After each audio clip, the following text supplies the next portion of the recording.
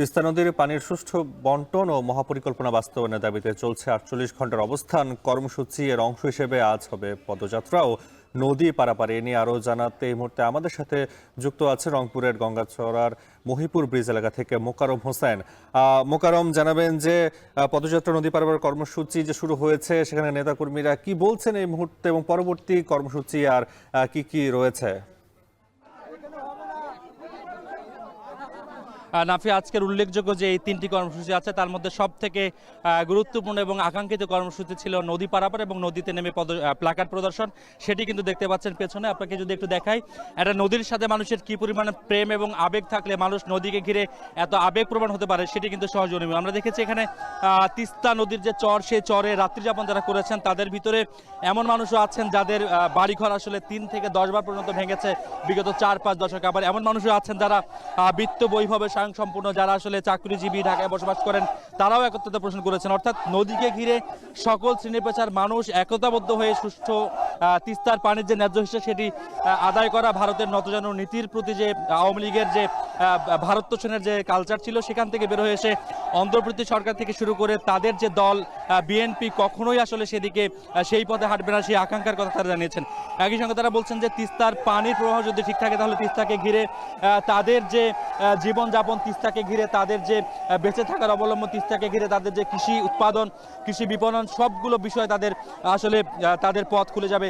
তিস্তা পরিকল্পনা বাস্তবায়ন হলে তিস্তাকে ঘিরে তাদের যে শিল্পায়নের স্বপ্ন, কৃষিভিত্তিক বাণিজ্যিক বিপ্লবের যে স্বপ্ন, সেটি তাদের পূরণ হবে।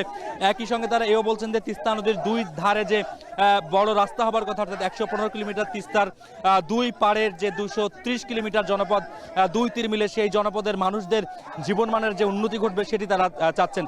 একই সঙ্গে তারা এও চাচ্ছেন তিস্তার চরে যে প্রতি বছর ফসল উৎপাদন হয়, সেই ফসলকেও যদি বৈজ্ঞানিক বাস্তবায়নযোগ্য উপায়ে ফসলের যে উৎপাদনের ধারা সেটা অব্যাহত রাখা যায়, তাহলে কৃষি উৎপাদন এবং বিপণনে এটি গুরুত্বপূর্ণ ভূমিকা রাখবে।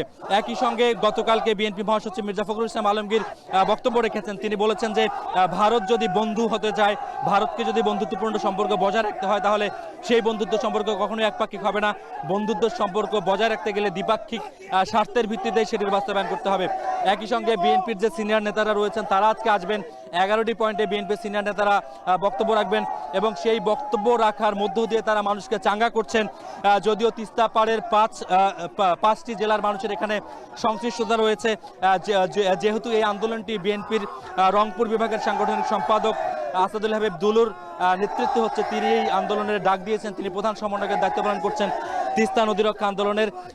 তাকে ঘিরে যে রংপুরের মানুষের, 5 জেলার মানুষের যে বিভাগের 5 জেলার মানুষের একতাবদ্ধ হওয়া, তারা চাচ্ছেন যে এই আন্দোলন আন্তর্জাতিক গণমাধ্যমের মধ্য দিয়ে সারা পৃথিবীর কাছে তুলে ধরে কূটনৈতিক চাপ অব্যাহত রাখার মাধ্যমে এবং দেশীয় পরিকল্পনার মধ্যে তিস্তাকে শাসন করা এবং তিস্তা নদীর যে জীবন, সে জীবন ফিরিয়ে দেয়া। তিস্তাকে নাফি জানিয়ে রাখি, তিস্তাকে 2 কোটি মানুষের জীবনরেখা বলা হয় এবং 2 কোটি মানুষের জীবনরেখার যে মরণদশা, সেই মরণদশাকে এখন তিস্তার মানুষের গলার, তিস্তা পাড়ার মানুষের জন্য গলার কাটা হয়ে গিয়েছে। এবং তারা বলছেন যে বিএনপি যদি আওয়ামী লীগের যে নীতি, সেই নীতির বিপরীতে হাঁটে, তাহলে রংপুর বিভাগের শুধুমাত্র জাতীয়তাবাদী দলের আদর্শের মানুষরা নয়, অন্য যে সাধারণ মানুষ, সুশীল সমাজের প্রতিনিধিরা রয়েছেন, তারাও সেই দাবির সঙ্গে একাত্মতা পোষণ করবেন, এমন বিষয় তারা বলছেন। আরেকটি বিষয় জানিয়ে রাখি নাফি, তিস্তা নদীর চরের 11টি পয়েন্টে প্রায় 115 কিলোমিটার দীর্ঘ যে আন্দোলনের যে যাত্রা, সেই আন্দোলনের যাত্রায় মানুষ আজকে হয়তো ঘরে ফিরে যাবে। তবে তারা বলছেন যে এই 48 ঘন্টার কর্মসূচি যদি সফলতার মুখ না দেখে, তাহলে তারা 48 দিন পর্যন্ত তিস্তার চরে বসবাস করতে রাজি আছেন। এই ছিল এই মুহূর্তে তিস্তার চরের যে তিস্তা রক্ষার আন্দোলন, সেই আন্দোলনের সবশেষ। নাফি।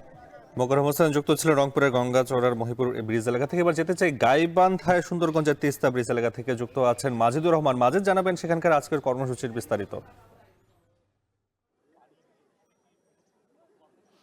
হ্যাঁ, নাফি, গতকাল থেকে যে কর্মসূচি শুরু হয়েছিল সে কর্মসূচি কিন্তু গত রাত ৩টা পর্যন্ত কিন্তু চলেছে এবং বিভিন্ন সাংস্কৃতিক অনুষ্ঠান কিন্তু রাতে হয়েছে এবং আজকে সকাল থেকে মানুষজন আসতে শুরু করেছে।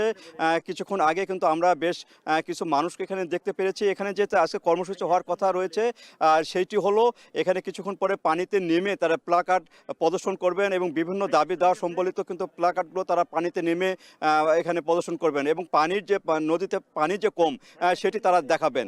আর গতকালে যে এখানে রাজনৈতিক নেতৃবৃন্দ যারা এসেছিলেন তারা যেটি মেসেজ দিয়ে গেছেন যে ভারতকে অবশ্যই ন্যায্য পানির হিস্সা দিতে হবে, যাতে করে তিস্তার যে শুকনো মৌসুমে যে পানি থাকে না, এতে বাংলাদেশে এখানে কৃষকদের যে ক্ষতি হয়, তিস্তা পারে মানুষদের যে ক্ষতি হয়, সে ক্ষতিটা কিন্তু তাদেরকে বুঝতে হবে এবং যে মহাপরিকল্পনা তিস্তা রয়েছে সে মহাপরিকল্পনার মাধ্যমে যে দুই পার বাঁধা নদী খনন করা, এসব করণের মাধ্যমে কিন্তু তিস্তার পারে যে মানুষগুলো রয়েছে তাদের কিন্তু একটা সুব্যবস্থা করে দেওয়া, যাতে করে তারা এখানে কৃষি কাজ করতে পারে, কৃষি ফসল ফলাতে পারে, পাশাপাশি তাদের বাড়িঘর যে নষ্ট হয়ে যায় প্রতি বছর সেই বাড়িঘরগুলো তারা রক্ষা করতে পারে। এরকম দাবি সম্বলিত যে কর্মসূচি, সে কর্মসূচি গতকাল থেকে যে চলছে সেটা আজও চলবে, আজকে রাত পর্যন্ত চলবে এবং এই মানুষগুলোর একটাই দাবি, যতদিন পর্যন্ত এই তিস্তার যে প্রকল্প মহাপ্রকল্প বাস্তবায়ন না হবে, ন্যায্য হিস্সা পানি না পাওয়া যাবে, ততদিন কিন্তু তারা এই আন্দোলন চালিয়ে যাবে।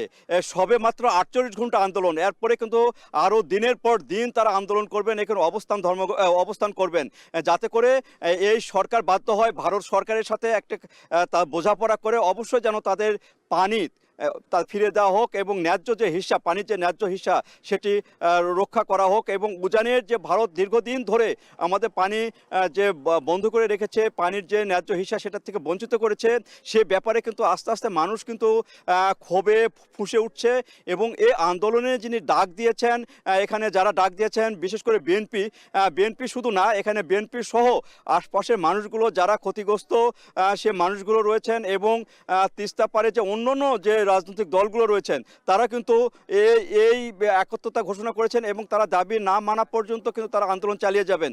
তো নাফি, এইভাবে কিন্তু তারা আন্দোলন চালিয়ে যাচ্ছেন এবং আজকে রাত পর্যন্ত এই আন্দোলনটি চলবে এবং তারপরে শেষ হবে আপাতত।